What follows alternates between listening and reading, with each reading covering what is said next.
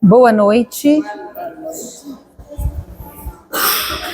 Tudo bem? Eu acho que baixou aqui, né? Não. Tá bom pra você? Que bom, né, meninas? Mais uma quinta, mais um mês que a gente pode se juntar para falar da palavra de Deus, né, dona Sara? Que bom que vocês vieram aqui num dia calor de inverno. Não é? E vamos orar. Vem, Yara, a gente estava te esperando. Vamos orar para começar? Senhor nosso Deus, nós te somos gratas por teu amor leal de Pai, por teu cuidado sobre nós, pela tua palavra, a revelação clara do Senhor para nós, instrução tão preciosa para a nossa vida. Muito obrigada, Senhor. Eu peço em nome de Jesus que o Senhor aquiete o nosso coração para ouvir a tua voz, nos ensina, Senhor, nos ajuda a colocar em prática aquilo que a tua palavra trouxer de luz ao nosso coração. Obrigada, Senhor, por essa noite, no nome precioso de Jesus. Amém. Então, recapitulando, eu tenho umas pitulas hoje que não estavam nos outros dias.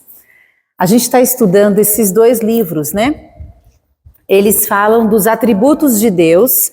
Os dois são escritos pela mesma autora, por isso que a gente está estudando eles juntos. Então, esse aqui fala dos 10 atributos que Deus tem e que ele não divide com a gente. Então, só Deus é onisciente, só Deus é onipotente, só Deus é eterno e outros mais. Que não adianta a gente querer ter, né? A gente vai morrer e não vai conseguir, não é para nós. E esses daqui tem 10 atributos de Deus.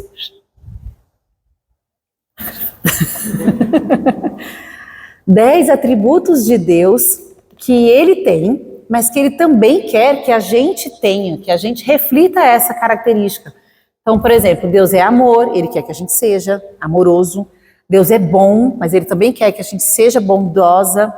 Deus é justo e quer que a gente seja justa nas nossas coisas. Então, características de Deus que ele dividiu conosco. Hoje, a gente vai ver Deus onisciente, sabedor de tudo, só ele é, e Deus paciente. E o que a gente já viu, Clícia? A gente já viu. E até o fim do ano, se Deus quiser, a gente vai conseguir colocar tudo isso no YouTube, porque a gente não gravou na hora certa, agora a gente tem que voltar a gravar, né? E isso dá o dobro de trabalho, né? A gente já viu que só Deus é infinito, sem começo, sem fim, nós não. Só Deus é incompreensível, no sentido de que a gente não vai conseguir com a mente humana entender tudo de Deus, toda a maneira que ele age. E ele não deve também satisfação a nós, porque o nosso CPU aqui não é capaz de entender, ele é incompreensível. Ele é autoexistente, nada cria Deus, né? Difícil a gente entender isso, né? Além da nossa capacidade, mas ele sempre existiu. Autossuficiente, quantas de nós queremos ser? E aí a gente se mata de cansaço e nunca vai conseguir, mas ele é. Todo o suficiente nele mesmo. Eterno, já falei, imutável, foi nosso último com a dona Flávia, Deus nunca muda, isso é a segurança da nossa fé, porque se ele é o que a Bíblia mostra que é, a gente pode se apegar nisso sabendo que ele é o mesmo, né? Ele não muda, a gente muda.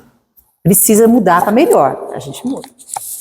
E o que Deus é e quer que a gente seja? Santo no sentido de pureza de caráter. Deus, ele é totalmente puro em tudo que ele é. Ele é puro quando ele é justo, ele é puro quando ele ama, ele é puro quando ele é bom, ele é puro quando tudo que ele faz é perfeito, né? Puro. E ele quer que a gente desenvolva isso também, sem pecado. Deus é amoroso, bom, justo, misericordioso, gracioso. Não vou falar muito, senão a gente vai demorar muito. E agora é a sua vez. Deus te abençoe muito. Boa noite, irmãs. Vamos continuar aprendendo um pouco mais de Deus, amém? Então, continuando esse raciocínio aí que a Lu está falando, hoje nós vamos ver 2 atributos, onisciente e paciente. Onisciente é um atributo incomunicável, né? Somente Deus é, mas normalmente a gente quer ser. né? A gente acha que a gente pode, então é isso que a gente vai ver hoje. Então Deus, ele conhece todas as coisas, né? Ele sabe tudo, porque tudo tem origem nele. Ele não pode aprender nada, porque se ele aprendesse alguma coisa, quando a gente aprende alguma coisa, isso muda o nosso comportamento. E Deus, ele é imutável, ele não muda o comportamento, né? Então, por isso, ele não aprende nada, porque ele não muda, e tudo tem origem nele, todo conhecimento, todas as coisas, ele não se esquece de nada, porque se ele se esquecesse, ele também seria mutável, né? Então, isso seria uma falha, mas não existe falha no caráter de Deus. Ele nunca descobre nada, ele nunca é pego de surpresa por nada, ou seja, aprender é algo totalmente estranho ao caráter de Deus, porque ele já é a própria sabedoria em pessoa. E nós? Diferentemente disso, aprender para nós seres humanos é uma característica essencial. A gente passa a vida aprendendo, a gente tem que aprender, e esse é um desejo de Deus para nós. Mas nós vamos ver no estudo como é esse aprendizado. Então nós aprendemos desde o ventre materno, né? Quando nós estamos sendo geradas no ventre da nossa mãe, a gente aprende, os nossos 5 sentidos estão em pleno desenvolvimento. Daí, quando nós nascemos, nós aprendemos com o contato e com a interação com outras pessoas, a gente vai mudando o comportamento, a gente vai aprendendo com a nossa mãe, com as pessoas à nossa volta, o nosso pai, com as vivências, com as experiências, né? A gente aprende o tempo todo. E aprendemos a vida inteira. E isso é um desejo de Deus para nós. Ele permite que a gente busque o conhecimento, inclusive ele deseja isso. Mas ele também deu, através da palavra, né, que é a nossa fonte de busca, precisa ser a palavra, a gente vai ver isso, a ordem, ele deu ao homem a ordem de dominar, a ordem de explorar, desenvolver a terra e aprender sobre ela, né? Então, ele deixou o universo aberto à exploração humana. A gente pode aprender sobre isso. Tem muita coisa que já foi descoberta, mas a gente ainda, né, os pesquisadores ainda estão lá tentando entender muita coisa e aprender coisas que eles não vão conseguir aprender tudo, mas eles vão tentando. Só que atualmente nós vivemos uma era de uma explosão de informações, né? A gente sabe disso, que nós temos uma quantidade enorme, uma série de dados, né? Principalmente pela internet, mas não só pela internet. E é curioso que a autora, Jen, ela faz uma comparação da internet a um buffet, né? A um buffet livre, onde você pode pegar tudo que você quer sem pesar. Então imagina aí na sua cabeça, né? Um buffet maravilhoso, e aí você tá lá com o prato, e aí a gente come com o olho, né? A gente olha, regime pra quê, né? E aí a gente começa a pegar tudo, não precisa pesar, imagina, aquele prato, a gente come com o olho e depois a gente vai passar mal, vai ter problema de saúde normalmente. Por quê? Porque a gente não selecionou, porque é livre, não tem critério, não tem filtro, né? Não tem limites. E então é compulsivo, é impulsivo, né? Tudo que está ao nosso alcance a gente quer. E assim como comer sem seleção pode trazer consequências ruins, e com certeza um dia a conta chega, vai trazer, o consumo descontrolado de informação também tem um grande problema. Por quê? Porque nós perdemos o senso de escolha consciente, assim como no buffet, e nós consumimos, ingerimos mais do que deveríamos sem critério. Então esse é o problema.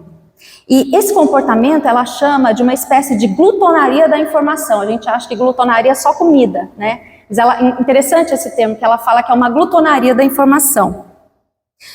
Do conhecimento, tá? Glutonaria do conhecimento.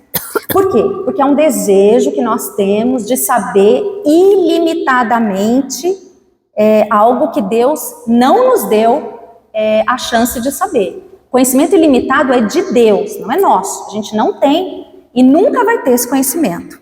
Não nos cabe.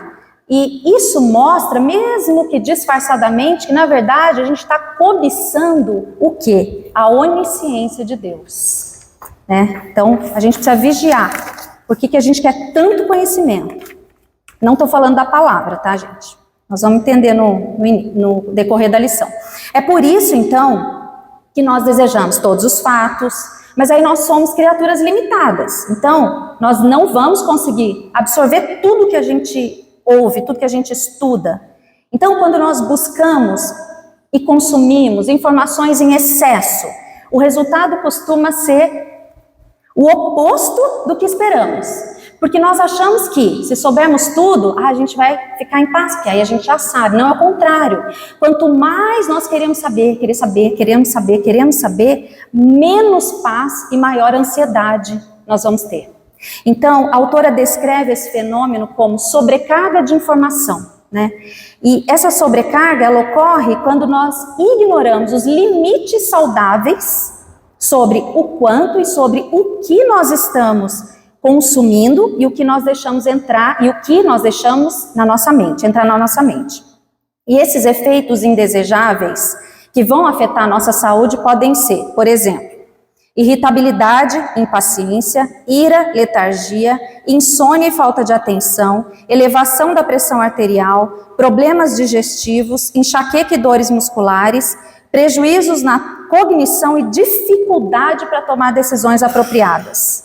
Então, são sintomas que o nosso corpo vai desenvolvendo porque tem algo errado, está descontrolado esse querer saber.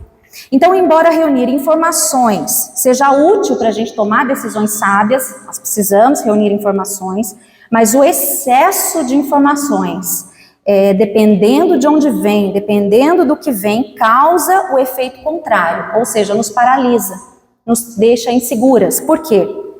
Porque quando nós recebemos muitas informações, e às vezes elas são até contraditórias entre si, isso não dá um nó na nossa cabeça?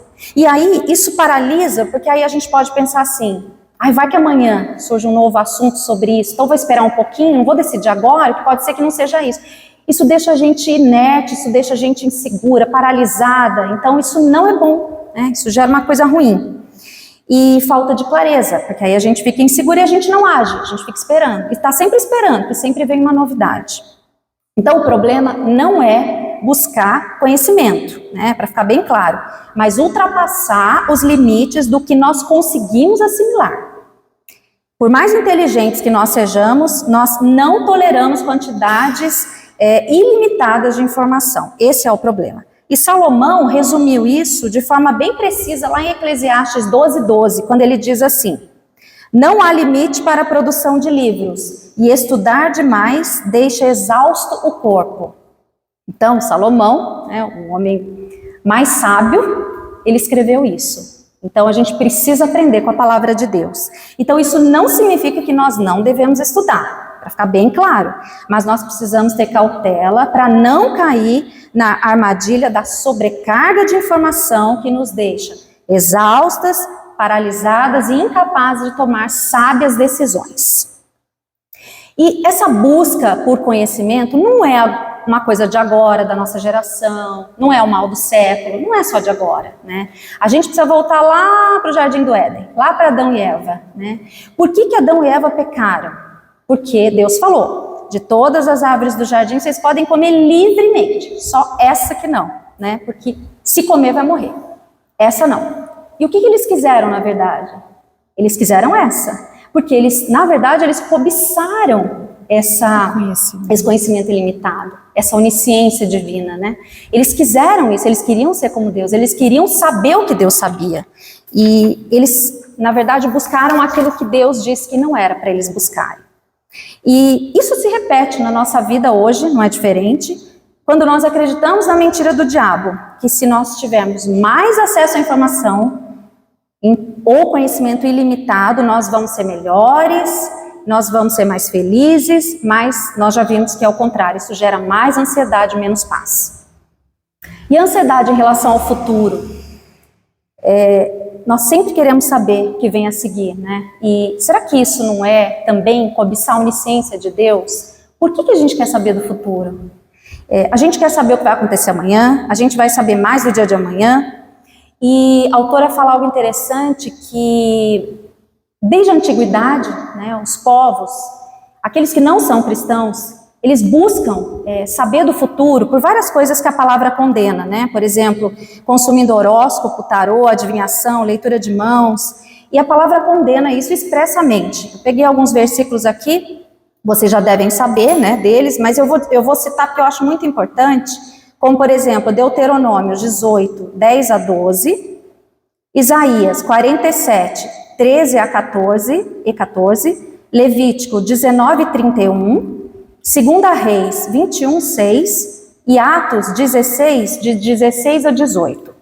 Todos esses capítulos da Bíblia falam que essas práticas são proibidas. É expresso isso na palavra de Deus.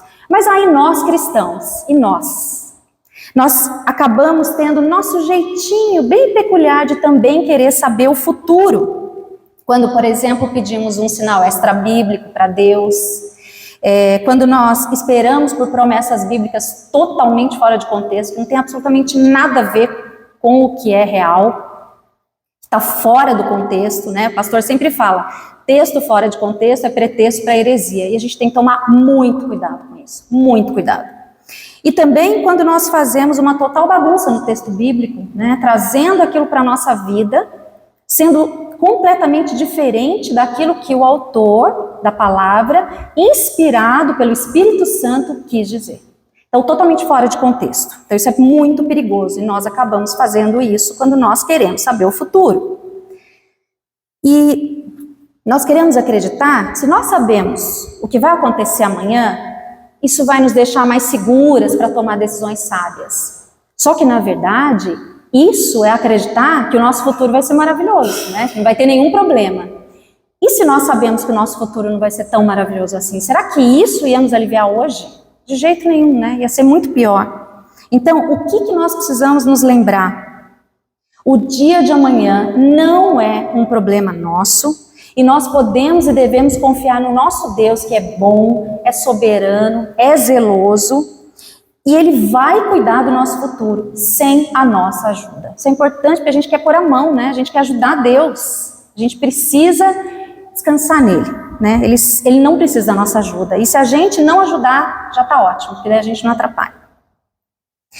Então, ao invés de lançar toda a nossa ansiedade aos pés da internet, do Google, do chat GPT, né, que hoje tudo é o chat GPT, né, que a gente põe lá e fala tudo pra gente, ao invés de lançar nossa ansiedade nessas coisas que são o quê? Inteligência artificial, e que não se importam com ninguém, não se importam com a gente, nós devemos lançar as nossas ansiedades aonde?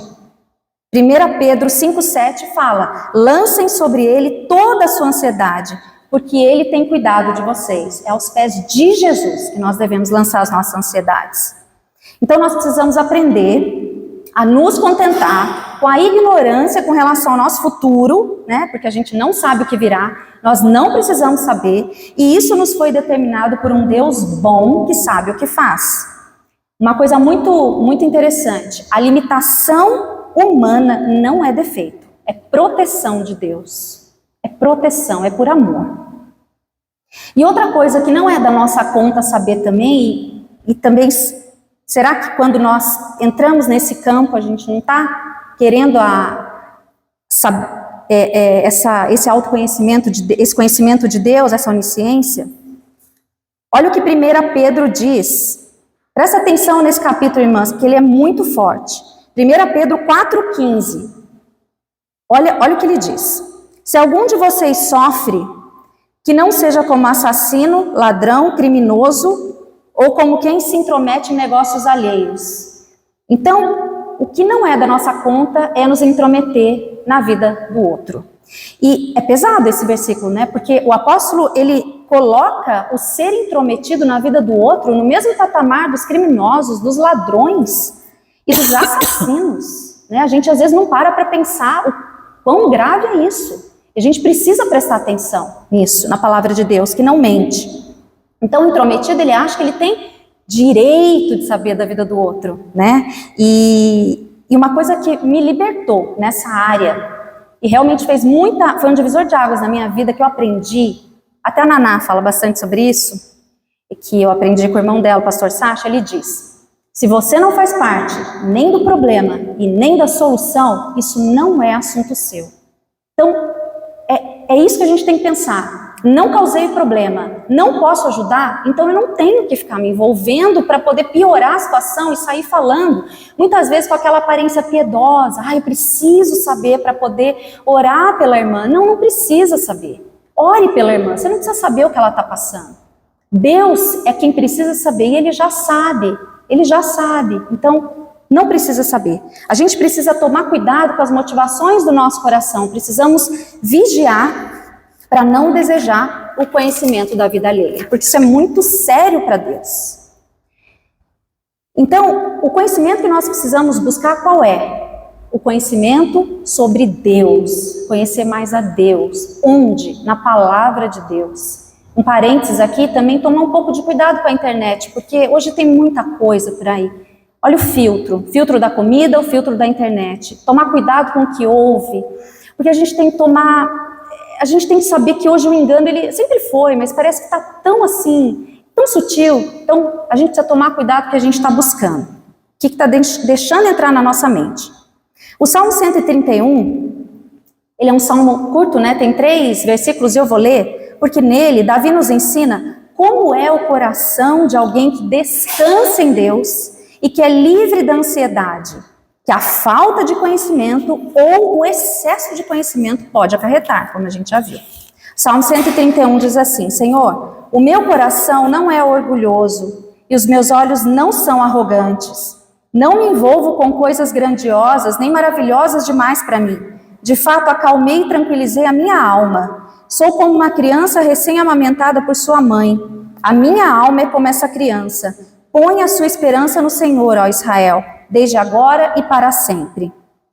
Então, e se diante desse turbilhão de informações que estão ao nosso redor, o tempo todo, nos noticiários, na internet, aonde for, eu simplesmente dissesse, como Davi, não me envolvo com coisas grandiosas demais para mim, a minha esperança está no Senhor.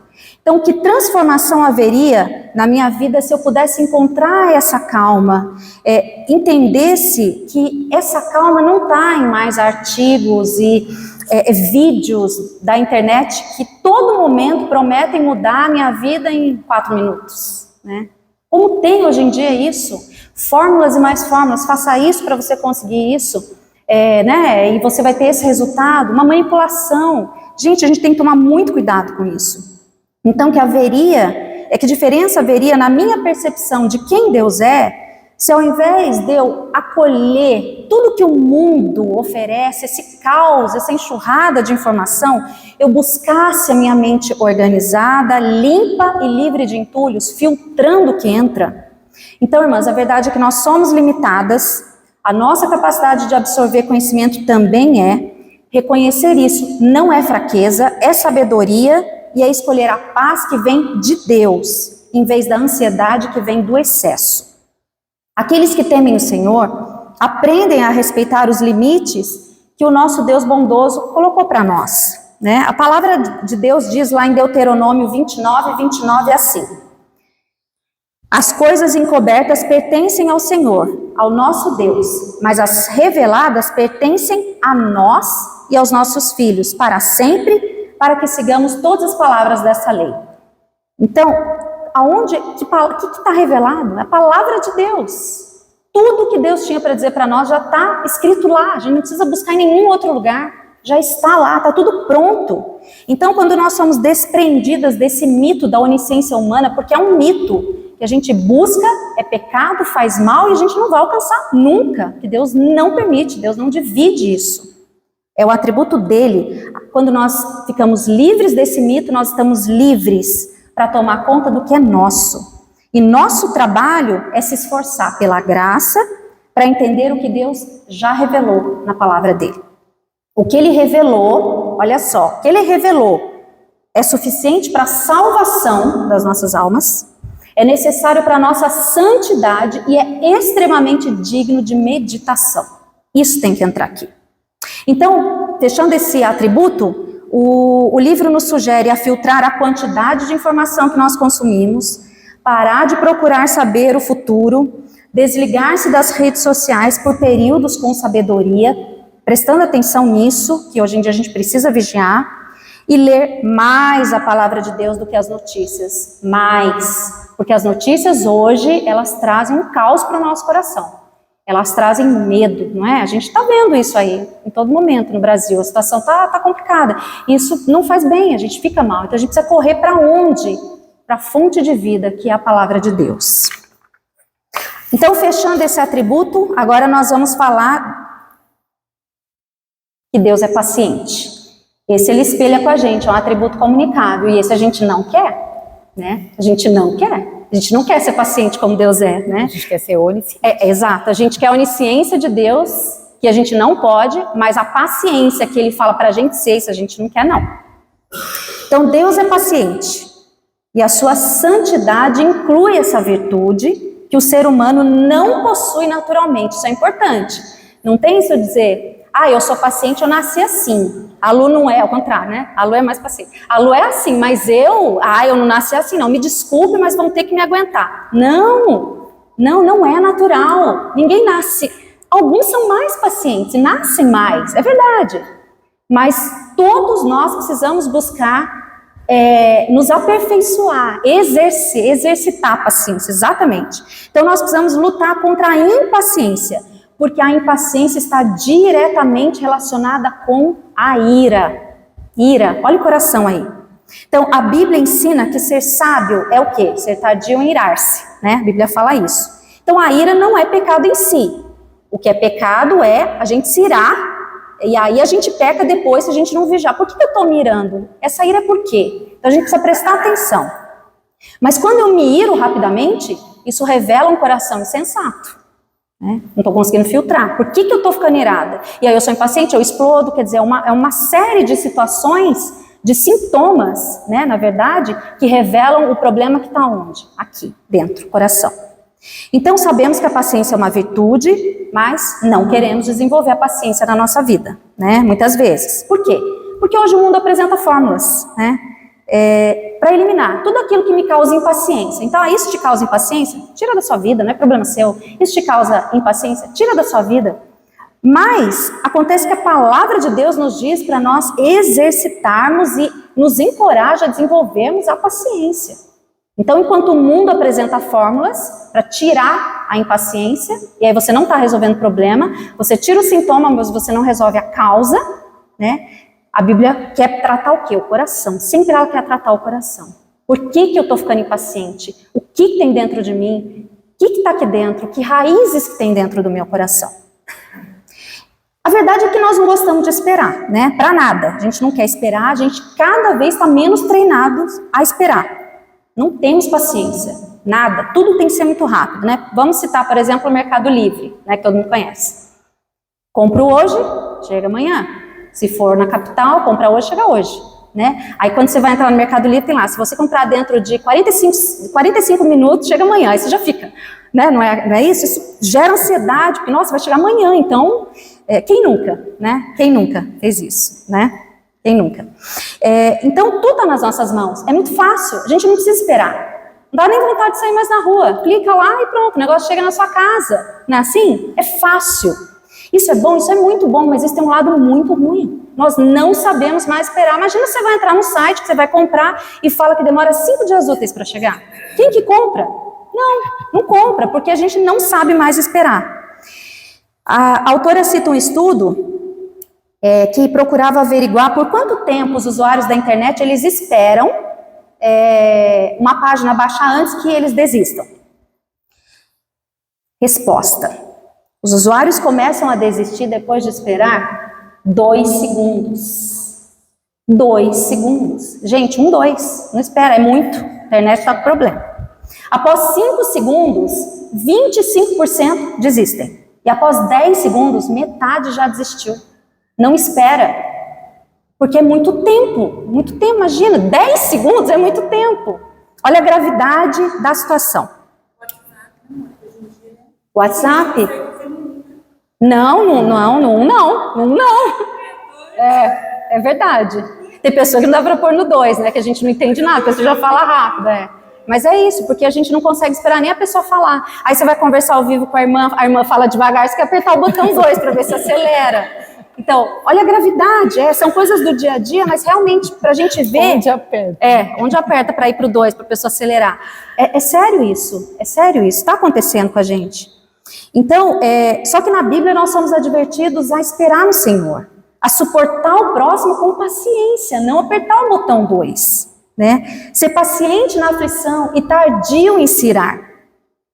Quando Deus declara pela primeira vez a natureza dele para Moisés, Deus falando, ele se descreve como tardio em se irar e como um Deus paciente. Está lá em Êxodo 34:6. Ele diz assim: e passou diante de Moisés, Deus, né, proclamando: Senhor, Senhor, Deus compassivo e misericordioso, paciente, cheio de amor e fidelidade. Assim ele se declarou, porque assim ele é. Ele não mente, né? Deus é paciente com os seus filhos no que se refere aos seus pecados, nós. Ele é paciente para nos suportar à medida que vamos caminhando na santificação, né? Subindo lá os degraus. Ele vai perdoando vez após vez e de novo e de novo.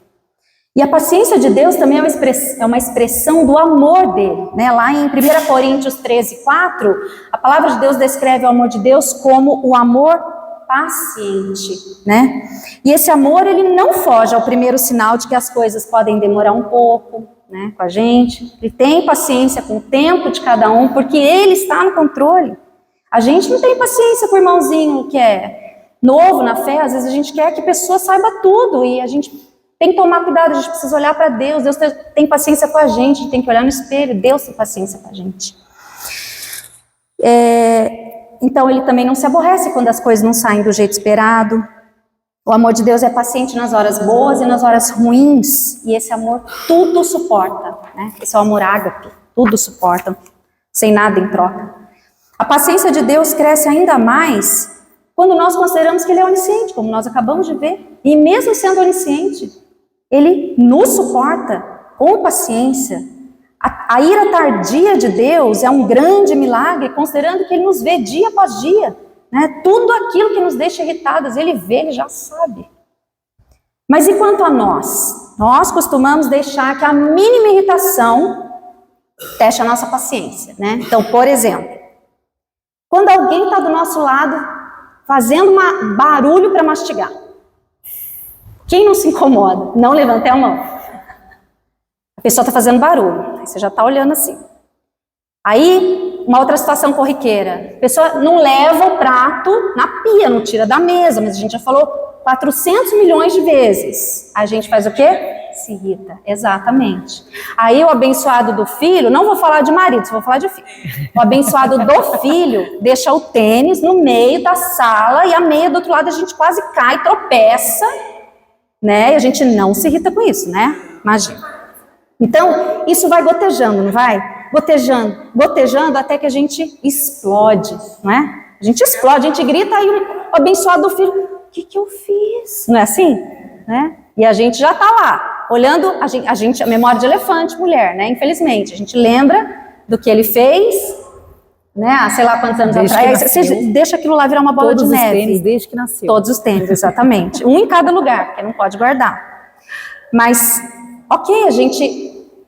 como estou falando do filho, a gente tem que educar o filho, tudo isso, tá? Mas agora vamos falar da nossa impaciência. Isso não irrita a gente? São coisas do dia a dia que são bobas. A gente precisa ficar irritado com isso. A gente precisa explodir, mas é difícil demais. Mas nós precisamos nos esforçar para sermos pacientes.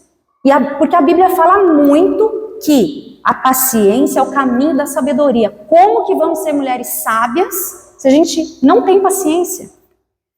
Então, para vocês terem uma ideia, lá em Provérbios, só em Provérbios, 4 capítulos de Provérbios fala que o homem sábio é alguém tardio em se irar. Eu vou ler esses 4 capítulos que são curtinhos, tá? Provérbios 14:29 diz assim: o que tarda em irar-se é grande entendimento, mas o que é de espírito impaciente mostra a sua loucura. Provérbios 15:18 o homem iracundo suscita contendas, mas o que tarda em irar-se apaziguará a luta. Provérbios 16:32 melhor é o que tarda em irar-se do que o poderoso, e o que controla o seu ânimo do que aquele que toma uma cidade. Provérbios 19:11 a prudência do homem faz reter a sua ira, e é glória sua o passar por cima da transgressão. E aí no Novo Testamento, Tiago, ele reitera de forma resumida essa sabedoria. Lá em Tiago 1:19 e 20, ele diz assim: portanto, meus amados irmãos, todo homem seja pronto para ouvir, tardio para falar, tardio para se irar. porque a ira do homem não opera a justiça de Deus. Então a impaciência ela é a porta de entrada para uma ira facilmente desenfreada e injusta. Ou seja, a impaciência, ela enfraquece o nosso domínio próprio, que a gente tem que ter, buscar, e facilita que essa ira surja sem nenhum filtro, gerando injustiça, palavras que ferem, né? A gente machuca o outro, e atitudes precipitadas que não refletem a justiça de Deus. Precisamos vigiar. Mas então, o que provoca a nossa ira e como evitar? Basicamente, a autora ela propõe que a impaciência resulta do fato de que nós somos ruins em matemática. Porque nós somos ruins em calcular corretamente o custo das coisas. Então, por exemplo, casamento. Aí a pessoa acha que ela vai casar e o casamento vai ser um conto de fadas, sem nenhum problema, maravilhoso, sem nenhum esforço. Coitado, né? A gente sabe que não é assim, mas se a pessoa não calcula isso e ela casa com esse pensamento, ela vai sofrer. Filhos, por exemplo, a pessoa acha que ter filho é maravilhoso ter filho, mas aí a pessoa acha que ela vai ter um filho, é a melhor experiência da vida, não vai ter nenhum sacrifício, nenhum custo. É ilusão. Então, na prática, quando ela pensa assim e ela começa a enfrentar os problemas que ela não imaginou que ela teria, o que vai acontecer? Isso vai gerar impaciência e muitas vezes ela vai querer desistir daquilo ou buscar uma solução instantânea. Agora, porque eu quero que resolva agora meu problema. Não é assim? E nós também somos ruins, segundo o autor, em avaliar a duração das provações, né? Na Bíblia está escrito lá em João 16:33 o quê? Eu disse essas coisas para que em mim vocês tenham paz. Neste mundo vocês terão aflições. Contudo, tenham ânimo. Eu venci o mundo. Mas muitas vezes, nós ficamos surpresas quando nós oramos, né? Uma oraçãozinha de 2 palavras, não que o tempo seja, mas ou então um dia, vamos lá. Sei lá quanto tempo, e aí a gente abre o olho e nada mudou. Tá tudo igual, Deus não me ouviu. A gente não tem paciência nem para esperar a resposta de Deus, né? Isso é perigoso. Então, se nós não conseguimos ser pacientes num site que demora 5 segundos para abrir, talvez nós tenhamos dificuldades em lidar com problemas longos ou relações difíceis. Queremos tudo na hora, né? Igual a entrega do Mercado Livre, nós queremos tudo na hora. Mas se nós não cuidarmos do nosso coração, a gente pode cair no terrível pecado de começar a questionar a bondade de Deus. E até mesmo ignorar que essa espera que Deus está permitindo, porque Ele está no controle da nossa vida, é para forjar o nosso caráter, é para nos amadurecer. Isso é um presente de Deus, mas a gente não vê assim, né? Porque a gente não quer esperar. Alguns dizem que para ser feliz é melhor não esperar muito da vida, né? Quem nunca ouviu essa frase? Melhor ter expectativas baixas. Mas na verdade, o importante não é ter expectativas baixas, mas ter expectativas corretas. E quais são essas expectativas corretas? Confiar em quem? Jesus. Jesus ensinou sobre isso várias vezes. Ele explicou que seguir os caminhos dele tem um preço, que as mudanças demoram, que precisamos ter paciência, como num plantio. Ele usou muitos exemplos, né, sobre plantio, que era a economia da época, né? Então ele falava a linguagem que eles entendiam, e a gente entende também sobre isso, né? E ele queria dizer o quê? Que plantar e colher leva tempo, né? E não é só plantar e deixar, você tem que cuidar, tem que adubar, tem que regar, precisa da chuva, precisa do sol, não é assim? Então, ele ministrava na vida, e isso, a gente também é ministrado com isso, de que existe um tempo, a gente precisa saber esperar o tempo. Então, ai, obrigada, eu quero. Obrigada. Então, quem já plantou sabe, tomates demoram, trigo leva meses, uva só vem depois de anos. Uva eu sei, porque meu pai tinha, e realmente demora, e ele cuidava daquelas uvas tão bonitinhas. Então, assim, isso me vem bem à mente, quando a gente né, passou por isso, realmente a gente entende como era complicado, assim, eu tenho muito essa visão do meu pai plantando, né, e a gente esperava, né, mãe, aí a gente ia lá para ver se já tinha uva, elas estavam verdes, aí tinha que esperar elas amadurecerem, e aí se não tomasse cuidado, o passarinho chupava toda a uva lá, comia tudo, quando a gente chegava não tinha mais nada. Então, Deus é perfeito todas as fases do processo. E Ele quer que nós possamos exercitar a paciência em todas as fases do processo, sabemos esperar. A paciência faz parte do processo. Tiago também falou isso, lá em Tiago 5, 7, 8, fala assim: sede, pois, irmãos, pacientes até a vinda do Senhor. Eis que o lavrador espera o precioso fruto da terra, aguardando-o com paciência, até que receba a chuva temporã e serôdia.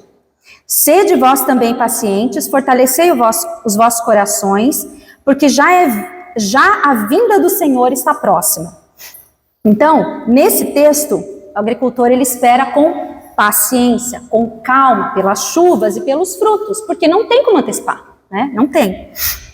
E Deus é assim, Ele não se apressa, porque Ele sabe o tempo certo de todas as coisas. Ele não se engana com os problemas e os erros do mundo. Ele não se engana com os nossos erros. Ele entende, Ele nos aguenta com amor e Ele já pagou o preço por nós, lá na cruz, né? Enviando seu Filho Jesus. E Deus, então, Ele nunca é impaciente porque Ele é um perfeito matemático, né? Ao contrário de nós, que não somos. Ele nunca trabalha sob uma expectativa equivocada acerca do que as circunstâncias ou os relacionamentos vão custar. Então, Ele jamais olha para o nosso pecado e pensa, mas isso está mais difícil do que eu imaginei. Né, está demorando mais do que eu pensei. Ele não fala assim, ele não pensa assim. Né, ele não vai olhar para os nossos problemas e achar que está muito difícil. Nossa, está difícil, pensei que fosse mais fácil. Ele não é pego de surpresa com nada. Ele não é assim, porque Ele é capaz de suportar as nossas fraquezas, porque Ele compreende do começo ao fim, Ele está no controle, Ele é o alfa, o ômega da nossa vida. O tempo todo Ele está com a gente. Isso é promessa de Deus. E Ele não somente sabe avaliar o custo do relacionamento, como também Ele pagou o preço por isso. Né? E o preço foi o quê? Um cordeiro sem mácula, Jesus Cristo, que é a revelação da paciência do Pai. Né? Jesus Cristo também é o exemplo humano perfeito de paciência para nós. Então, ombro a ombro com pecadores, né? Quando nós caminhamos ombro a ombro e temos que caminhar com as pessoas para poder... O corpo de Cristo, a igreja na terra... Isso significa que a nossa paciência ela será testada muitas vezes, com mais frequência do que nós imaginamos. A nossa ira vai ser atiçada muitas vezes, e a nossa resposta muitas vezes não vai produzir a justiça que Deus requer de nós. Jesus Cristo viveu andando ombro a ombro com pecadores por todo lado. Ele encontrava gente que transgredia os mandamentos do seu Pai, o tempo todo, né? Ele confrontou o pecado, mas Ele encontrava. Mas Ele suportou pacientemente os pecadores. E Ele não era paciente apenas com os pecadores, também com as circunstâncias. Ele fez milagres, Ele ensinou no tempo oportuno para que o seu ministério se desenrolasse conforme a vontade do Pai. Ele era submisso em tudo ao Pai. Quando instigado por sua família a apressar as coisas, ele respondeu que não era chegado o tempo. Está lá em João 2, de 1 a 5 e 7, de 1 a 8. Porque ele sabia esperar com paciência no Pai. Jesus também foi paciente no sofrimento. O apóstolo Pedro, que foi testemunha ocular da crucificação, ele relembra a paciência de Cristo em meio ao sofrimento e à aflição. 1 Pedro 2, de 21 a 24. Eu vou ler. Porquanto para isto mesmo fostes chamados, pois que também Cristo sofreu em vosso lugar, deixando-vos exemplo para seguirdes os seus passos, o qual não cometeu pecado, nem dolo algum se achou em sua boca, pois ele, quando ultrajado, não revidava com ultraje, quando maltratado, não fazia ameaças, mas entregava-se àquele que julga retamente, carregando ele mesmo em seu corpo, sobre o madeiro, os nossos pecados, para que nós, mortos para os pecados, vivamos para a justiça, por suas chagas fostes sarados. Então, pacientemente ele suportou a cruz. Cristo é o nosso exemplo de paciência com pecadores, paciência nas circunstâncias e paciência no sofrimento. Ele é o modelo ideal em tudo para nós. Depois de fazer a sua famosa declaração, de que era o maior dos pecadores, o apóstolo Paulo ele menciona o propósito de Deus em salvá-lo. Lá em 1 Timóteo 1,16 ele fala assim: mas por esta mesma razão me foi concedida a misericórdia, para que em mim, o principal dos pecadores, evidenciasse Jesus Cristo a sua completa longanimidade e servisse eu de modelo a quantos hão de crer nele para a vida eterna. Então Paulo reconhecia que a profundidade do pecado dele demonstrava a profundidade da paciência de Cristo. Olha que profundo isso. Então a vontade de Deus para a nossa vida é que sejamos pacientes como ele é paciente. Ele deseja que sigamos o exemplo da paciência de Cristo. Quando nós nos frustramos com um amigo, com um parente, com um membro da família, que persiste no pecado, nós devemos lembrar que Deus nos suporta com paciência. Quando nós consideramos que está demorando demais, mais do que nós podemos suportar para uma situação se resolver, nós podemos lembrar que a paciência de Cristo de esperar o Pai em todas as coisas. Quando nos sentimos sobrecarregados com o sofrimento, nós podemos lembrar que no momento de maior sofrimento de Cristo, ele se manteve firme e ele até mesmo orou pelo perdão dos seus adversários. E quando nos sentimos desanimadas com a nossa própria situação, porque nós continuamos caindo no pecado, nós podemos nos lembrar de sermos pacientes, porque Deus ainda não terminou de nos moldar. E caminhando para o fim, ele também não terminou de moldar a sua igreja, a noiva que espera pela sua volta. A igreja deve ser um lugar onde a paciência é cultivada, precisa começar em nós. Enquanto o restante do mundo corre atrás de novidades, os cristãos são chamados a olhar para aquilo que é eterno e a viver com perseverança. Amar o próximo exige tempo, constância, esforço, além das expectativas. Mas a paciência precisa ser visível em nós. E eu quero finalizar com o texto que está lá em Romanos 15, versos 4 e 5, onde o apóstolo Paulo nos exorta a aprender nas Escrituras, porque nas Escrituras nós encontramos paciência, consolo e esperança. E pede que Deus nos conceda unidade de coração e mente à semelhança de Cristo.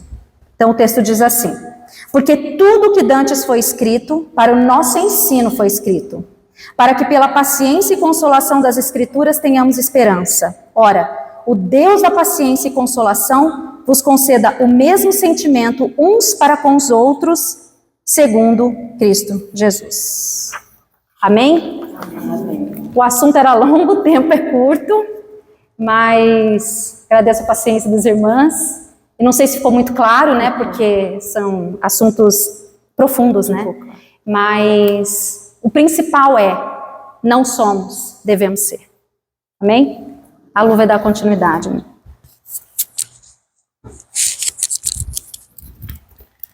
E a leitura da Bíblia, como estamos? No nosso último encontro de julho, a gente estava em Eclesiastes, dona Flávia?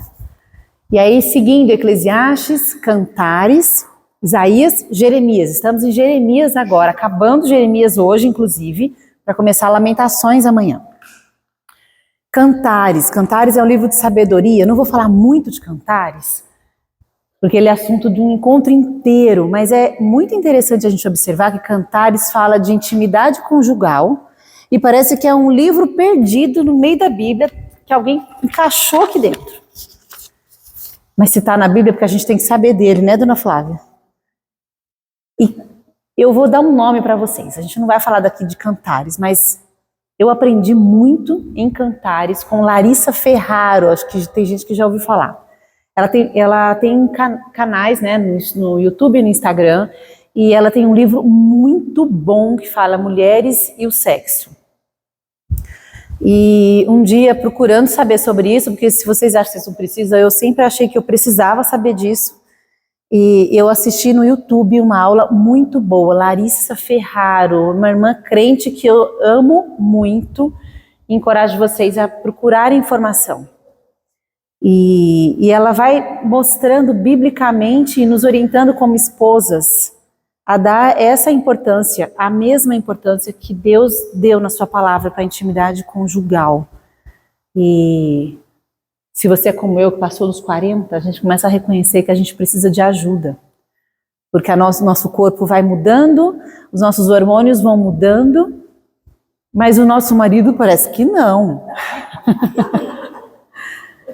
Parece que nada abala, né? Essas criaturas do sexo masculino, e eles podem ter 50, 60, 70, 80, e outro dia eu ouvi um pastor falar que a libido do homem só cai quando ele morre.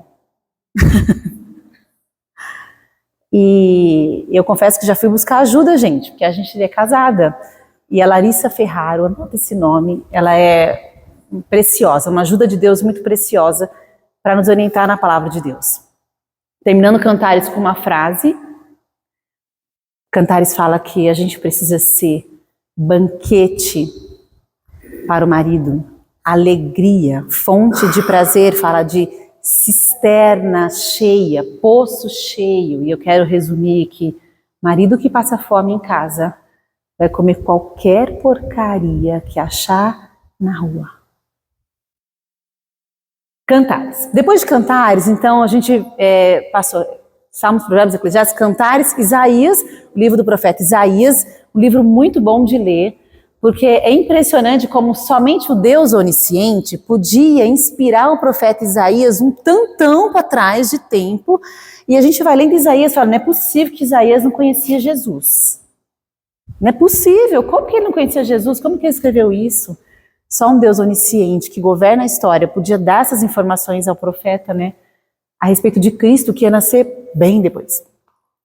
Jeremias. Quero falar de Jeremias. Jeremias é um livro que mexe muito comigo. Jeremias tinha 20 anos, mais ou menos, quando Deus chega para ele e fala, antes que você nascesse, eu te constituí profeta às nações. A Jeremias parece meio Moisés, aí fala, eu não, soberano, escolhe outro, não sei falar, sou muito novo. E o Senhor fala para ele, só fala o que eu mandar e eu vou ser com você. Mas não tem medo de Jeremias, não tenha medo, Jeremias, porque vai ser difícil. E aí eu fico pensando que Bíblia que lê aquele povo da teologia da prosperidade, né? Que Jeremias cumpriu a vontade de Deus, mas isso não significou mamão com açúcar nem morango do amor. Foi bem complicado, bem complicado, bem complicado. Deus onisciente avisa Jeremias que ia ser difícil. Deus paciente, porque Jeremias passa o livro e repete trocentas vezes para a nação de Judá. Arrependam-se porque Deus vai mandar a Babilônia como disciplina. Arrependam-se. Aí o povo fala, não, Jeremias, só mais uma vez, consulta o Senhor aí, a gente não quer não se render para a Babilônia. Pergunta aí, vê o que queria fazer. Aí Jeremias fala, já falei, arrependam-se, porque Deus vai mandar a Babilônia. É impressionante a paciência de Deus e a paciência de Jeremias com o profeta, Deus paciente. E aí Jeremias anuncia a disciplina de Deus. Jeremias 47, 28b fala assim, eu o disciplinarei como você merece, Deus falando para Judá, mas não serei severo demais. Deus sabe que a gente não aguenta, né? Deus sabe que a gente não aguenta. Ele é gracioso. O livro de Jeremias vem trazendo esses avisos repetidos que a Babilônia ia vir, ia destruir a cidade, ia queimar o templo como disciplina de Deus, mas também é um livro cheio de promessas de restauração. Jeremias 31, 33 fala assim, esta é a aliança que farei com a comunidade de Israel depois daqueles dias, que é o tempo do cativeiro, declara o Senhor. Porei a minha lei no íntimo deles, as escreverei nos seus corações, eles serão meu povo e eu serei o seu Deus. Deus paciente. Deus paciente. A gente dá tanto motivo para ser fuzilado, né, gente? Igual eles davam. Mas ele é paciente. Ele é paciente. E a Babilônia? Deus chama a Babilônia uma nação perversa de meu martelo, meu cálice de ira, minha arma de guerra, porque Deus usa quem Ele quer para o seu propósito. Mas também lá no finalzinho do livro de Jeremias, Deus diz que a Babilônia seria arruinada para sempre como uma punição de Deus pelo mal que ela fez. E aí eu fui de curiosa no Google e coloquei Babilônia nos dias de hoje. E ela é exatamente o que Deus disse naquela época, que ela seria a grande Babilônia, uma cidade temida, rica, próspera, virou um montão de ruínas. Ruínas, e a gente põe lá no Google, tem cada foto linda de se ver, uma cidade bem da época da Bíblia mesmo, cercada de muros, né, professora de história? Toda em ruínas, porque Deus disse que ela seria arruinada e jamais seria habitada. O Deus que governa a história. E como termina o livro de Jeremias? A Babilônia de fato invade Jerusalém, saqueia os tesouros do templo, destrói a cidade, queima tudo, leva mais de 4.000 judeus cativos para a Babilônia, do jeitinho que Deus disse que faria, e deixa uns poucos pobres para cuidar das vinhas e dos olivais que estavam plantados em Jerusalém. E o profeta Jeremias? O profeta Jeremias lembra no começo do livro que Deus diz, não tenha medo, que eu vou ser com você, vai ser difícil, mas eu estou contigo. Deus garantiu para Jeremias a sua presença, o seu cuidado. E lá no finalzinho, quando Nabucodonosor invade tudo, ele manda um oficial de guarda, está lá em Jeremias 40, e fala assim, vai lá, procura Jeremias, trata bem dele.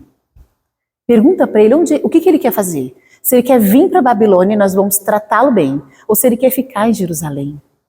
Jeremias teve escolha. E ele prefere ficar em Jerusalém, junto com os poucos que ficaram lá, e o profeta fica na sua cidade. Jeremias foi cuidado por Deus. Deus foi gracioso com Jeremias. E esse Deus gracioso é o Deus imutável, né? Se agiu assim com o profeta, é o mesmo que age com a gente. É o mesmo. E assim termina o livro de Jeremias. Amanhã a gente começa Lamentações, depois Ezequiel, Daniel, e vamos seguindo, porque Deus se revela na sua palavra. Amém? Para a gente terminar e comer a comidinha da Priscila, vamos levantar para a gente orar? E eu queria encorajar que a gente orasse de 2 em 2, tá? Se você não sente vontade de orar de 2 em 2, você pode orar sozinha. Ninguém é obrigado a orar de 2 em 2. Mas eu acho que é tão bom a gente olhar para a cara da outra irmã e falar, você tem algum pedido de oração? Alguma coisa que você quer que eu me lembre durante a semana? Acho que é precioso quando a gente pode contar uma com a outra, tá? Então, peça a Deus que nos ajude a ser pacientes. Peça a Deus que nos ajude a saber só o que a gente precisa, que é a palavra de Deus. E do que o mundo tem, só o necessário, para a gente não ficar escravizada pelo medo, né? Quem assiste notícia o dia inteiro não fica muito sabedor, fica muito medroso, não põe o pé na rua, de tanto sangue que vê na televisão, né, dona Sara? Deus nos dê sabedoria. Então vamos orar juntas? Vou dar um tempinho para vocês orarem de 2 em 2, depois eu encerro aqui para a gente orar pela comidinha e vamos jantar, tá bom?